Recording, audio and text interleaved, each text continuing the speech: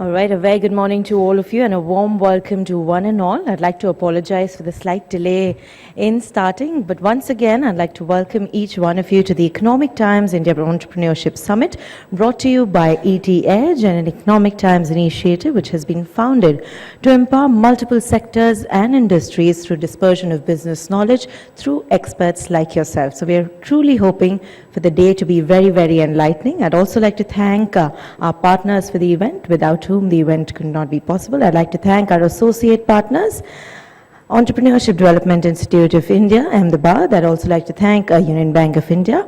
I'd like to thank our gold partners, Small Industries Development Bank of India, our online media partners, SMA Join Up, eventfaqs.com. I'd also like to thank the propertytimes.in and our webcast partner, 24 Frames Digital. You're more than welcome to check our live updates of the entire event on the techportal.in. I'd like to extend apology on behalf of our Honorable Minister, Shri Kalraj Mishraji, Union Minister, MSME, Government of India, who could not join us, but he's passed on his best wishes for the entire summit. But to formally welcome one and all, I'd like to invite on stage Ms. Sunita, Quadros, Business Head, ETH. Let's put our hands together as she steps on stage.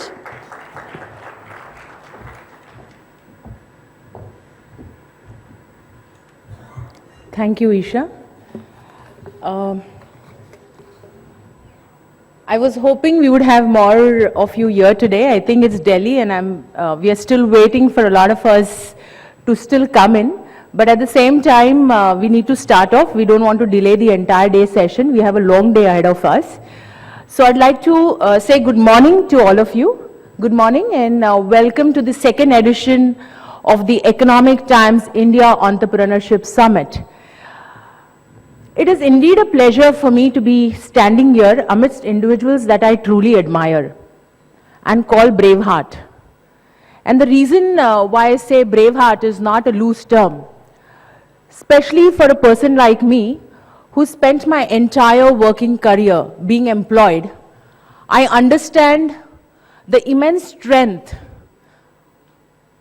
and spirit that it takes to chart out and start something on your own.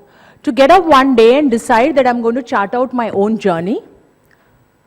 To get up and say that I'm going to walk an unknown path.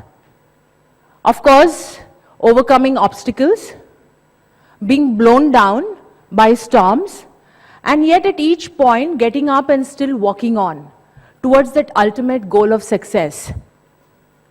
This spirit is something that not all of us have, but it is a spirit that is responsible for where India is today. Would it have been possible for India to move ahead from a third world nation to a developing nation and finally now as the most sought after economy? I'm sure all of you would agree that it would not have been possible without this enterprising spirit. It would not have been possible without the Ambani groups, the Tata groups, and many other names which are not so familiar to all of us. But yet all these names have made India what it is today. It is this enterprising spirit that keeps India moving. Today in a new age India, where most of us see a population under 30, the need for this spirit is all the more. And while the need is there, yet the challenges that one faces are tremendous. And I think one of the most critical challenge today is competition. But in spite of all this, we still find the emergence of Flipkart, Snapdeals, Ola Cabs, and many more. This proves that we are on the right track. This proves that the new generation of entrepreneurs are on their way to building iconic institutions.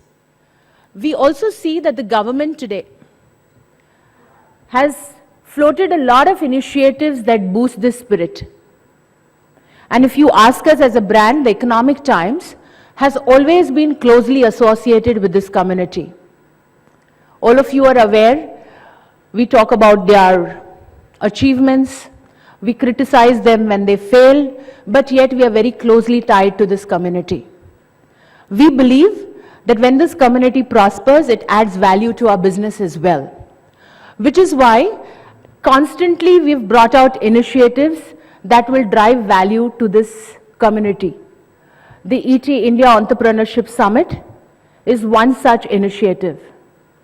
Today we have a series of discussions from all those entrepreneurs who are on their way to building iconic institutions. And I think these discussions will shed light to their challenges, to avenues that they have adopted to overcome these challenges and move ahead. And I hope that this day becomes an enlightening day to all of you present here.